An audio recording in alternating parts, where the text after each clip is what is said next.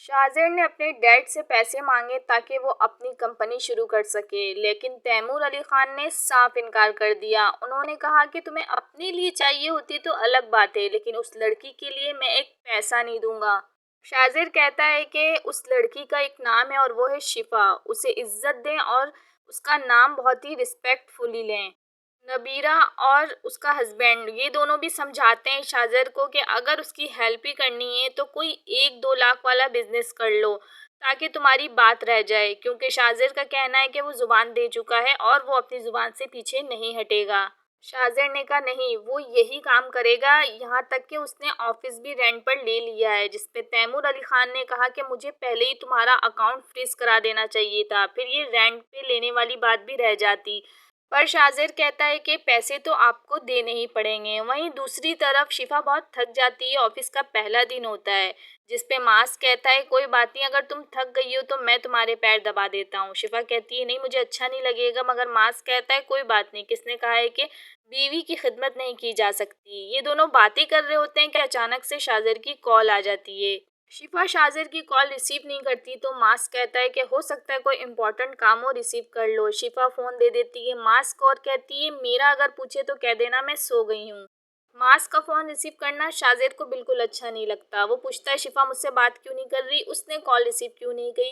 तो मास बताता है कि वो बहुत थक गई थी, मेडिसिन ली है उसने और मैं उसके पैर ही दबा रहा था। ये सुनकर शिफा इशारे करती है कि तुम उसे क्यों बता रहे हो, लेकिन मास कहता है कि कोई मसला नहीं है, दोस्तों में ऐसी बातें हो जाती हैं। लेकिन शाजिर को सुनकर इतना गुस्सा आता है कि वो नींद की गोलियां खा लेता है। नींद की गोलियां खा के वो कब बेहोश होता है उसे खुद भी पता नहीं चलता।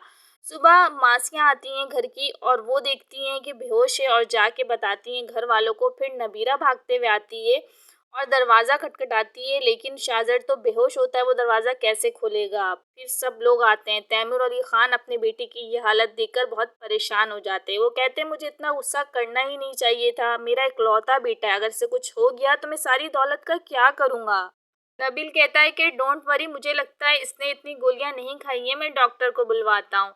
और दूसरी तरफ शिफा जब ऑफिस पहुंचती है वहाँ शाजिर नहीं होता तो उसे अच्छा नहीं लगता कि ये इतनी देर क्यों कर रहे हैं, आएंगे या नहीं आएंगे पता नहीं। फिर भी वो कॉल नहीं करती, वेट करती है। लेकिन जब सर्वेंट बार बार कहते हैं कि कॉल की जाए शाजिर को तो फिर वो कॉल करती है। लेकिन जैसे ही कॉल करती है शाजिर की आपी वो कॉल रिसीव करती है और शाजिर के लिए इतनी वरीड होती है कि वो शिफा को बहुत सारी बातें सुना देती हैं। वो कहती हैं कि तुम्हारा शौहर तुम्हारे एक्सपेंसिव बर्दाश्त नहीं कर सकता, इसलिए तुम मेरे छोटे भाई को लूट रही हो। शिफा नबीरा की बात सुनकर शॉक हो जाती है और उसी वक्त ऑफिस से चली जाती है। रास्ते भर में वो बहुत अपसेट रहती है। घर जाती है, शाजिर की कॉल आती है, वो रिसीव नहीं करती, लेकिन शाजिर बार बार कॉल कर रहा होता है। फिर वो रिसीव करती है और कहती है कि आपकी आपी को पहले आपसे पूछना चाहिए था, इस तरह वो मुझे कैसे बातें सुना सकती हैं। जब शाजिर पूछता है कि आपी ने क्या कहा है, शिफा कहती है वो सारी बातें दोहराकर मैं फिर से अजियत में मुब्तला नहीं होना चाहती। शिफा कहती है आज से हमारी बिजनेस पार्टनरशिप खत्म और मेरी फैमिली से आप दूर रहें। शिफा ने कभी नहीं चाहा कि वो शाजिर का कोई एहसान ले, लेकिन धीरे धीरे सारे इल्ज़ाम शिफा पे ही लगते जा रहे हैं कि शाजिर का एहसान लेना शायद उसकी ख्वाहिश थी। अब देखना ये है कि शाजिर क्या करता है अपनी आपी के साथ और आगे क्या होने वाला है। ये सारी अपडेट के लिए मेरा चैनल लाजमी सब्सक्राइब कर लें और अगर आप तपिश ड्रामा फॉलो कर रहे हैं तो मेरे चैनल पे प्लेलिस्ट अवेलेबल है, वो भी चेक कर लें। अल्लाह हाफिज़।